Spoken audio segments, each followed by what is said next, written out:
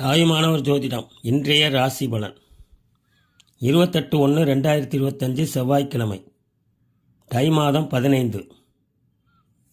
மேசராசி லாபம், ரிஷபராசி ஆக்கம், மிதுன ராசி அமைதி, கடகராசி பயம், சிம்ம ராசி இன்சொல், கன்னி ராசி உதவி, துலாம் ராசி நன்மை, விருச்சிக ராசி சினம், தனுசு ராசி உழைப்பு, மகர ராசி முயற்சி, கும்பராசி வெற்றி, மீன ராசி பிரயாணம். இவை அனைத்தும் பொது பலன்களே ஆகும். இன்றைய நாள் இனிய நாளாக அமைய வாழ்த்துக்கள். நன்றி, வணக்கம்.